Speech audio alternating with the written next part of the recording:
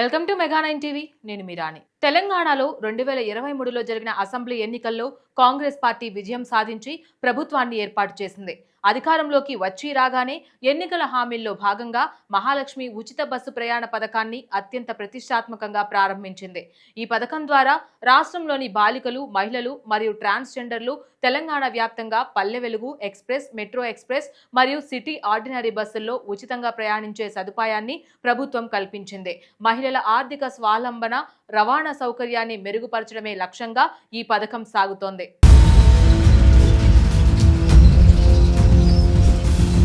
ఈ పథకం ప్రారంభమైనప్పటి నుండి మహిళల నుంచి ఊహించని స్థాయిలో స్పందన లభించింది. నిత్యం లక్షలాది మంది మహిళలు ఈ ఉచిత ప్రయాణ సదుపాయాన్ని వినియోగించుకుంటున్నారు. అందుతున్న గణాంకాల ప్రకారం ప్రతిరోజు సగటున 30 లక్షల నుండి 35 లక్షల మంది మహిళలు ఆర్టీసీ బస్సుల్లో ప్రయాణిస్తున్నారు. పథకం ప్రారంభమైన నాటి నుండి ఇప్పటి వరకు దాదాపుగా 150 కోట్లకు పైగా జీరో టికెట్ల ద్వారా మహిళలు ఉచితంగా ప్రయాణించి ఈ సేవలను వినియోగించుకున్నారు. మహిళల ఉచిత ప్రయాణం వల్ల తెలంగాణ రాష్ట్ర రోడ్డు రవాణా సంస్థపై పడుతున్న ఆర్థిక భారాన్ని ప్రభుత్వమే పూర్తిగా భరిస్తోంది. మహిళలు ప్రయాణించిన జీరో టికెట్ల విలువ ఆధారంగా ప్రభుత్వం ప్రతి నెల ఆర్టీసీకి విధులను రీఎంబర్స్ చేస్తోంది. ఇందుకోసం నెలకు సగటున 300 కోట్ల నుండి 350 కోట్ల రూపాయల వరకు, అంటే ఏడాదికి సుమారు 3,500 కోట్ల నుండి 4,000 కోట్ల రూపాయలను ప్రభుత్వం ఆర్టీసీకి రాయితీ రూపంలో విడుదల చేస్తోంది. దీనివల్ల ఆర్టీసీకి స్థిరమైన ఆదాయం సమకూర్చడమే కాకుండా సంస్థ నష్టాల నుంచి గట్టెక్కుతోందని కాంగ్రెస్ నాయకులు అంటున్నారు.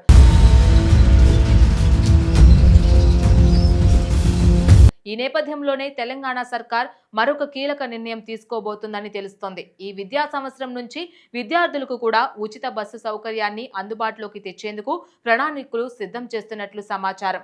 అయితే ఈ ఉచిత బస్సు ప్రయాణ సదుపాయం కేవలం ప్రభుత్వ పాఠశాలలు, కళాశాలల్లో చదివే విద్యార్థులకు మాత్రమే వర్తించేలా నిబంధనలు అమలు చేయాలని రేవంత్ సర్కార్ భావిస్తున్నట్లు తెలుస్తోంది. ప్రస్తుతం ఇందుకు సంబంధించిన ప్రతిపాదన ముఖ్యమంత్రి రేవంత్ రెడ్డి పరిశీలనలో ఉన్నట్లు ఇటీవల జరిగిన కేబినెట్ సమావేశంలో ఈ అంశంపై మంత్రులతో సీఎం రేవంత్ రెడ్డి చర్చించినట్లు సమాచారం.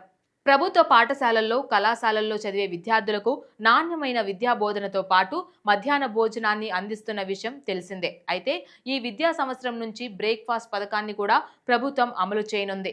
కళాశాలల స్థాయికి మధ్యాహ్న భోజనం, బ్రేక్ఫాస్ట్ పథకాన్ని అమలు చేసేందుకు రేవంత్ సర్కార్ నిర్ణయం తీసుకున్న విషయం తెలిసిందే. అయితే ప్రభుత్వ పాఠశాలలు, కళాశాలల్లో చదివే విద్యార్థులకు ఉచిత బస్సు సౌకర్యం కల్పించడం ద్వారా విద్యార్థుల హాజరు శాతం పెంచేందుకు దోహదపడటంతో పాటు ప్రతి ఏటా పెరుగుతున్న డ్రాప్ అవుట్స్ ను తగ్గించేందుకు ఆస్కారం ఉంటుందని ప్రభుత్వం భావిస్తోంది.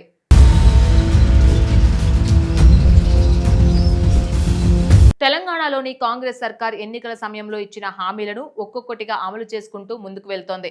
కాంగ్రెస్ హామీల్లో కీలకమైంది మహాలక్ష్మి ఉచిత బస్సు పథకం. అధికారంలోకి వచ్చిన కొద్ది రోజులకే సీఎం రేవంత్ రెడ్డి మహిళలకు ఉచిత బస్సు ప్రయాణ పథకాన్ని ప్రారంభించారు. ప్రస్తుతం ఆ పథకం విజయవంతంగా కొనసాగుతుంది. అయితే ప్రభుత్వ పాఠశాలలు, కళాశాలల్లో చదివే విద్యార్థులకు కూడా ఉచిత బస్సు ప్రయాణ సౌకర్యం కల్పించాలని రేవంత్ సర్కార్ భావిస్తుంది. ప్రభుత్వం ఆ మేరకు నిర్ణయం తీసుకుంటే ఈ విద్యా సంవత్సరం నుంచే ప్రభుత్వ పాఠశాలల్లో చదివే విద్యార్థులకు ఉచిత బస్సు ప్రయాణం సౌకర్యం అందుబాటులోకి వచ్చే అవకాశం ఉంది. ఈ పథకం ఎంతవరకు సక్సెస్ అవుతుందో చూడాలి.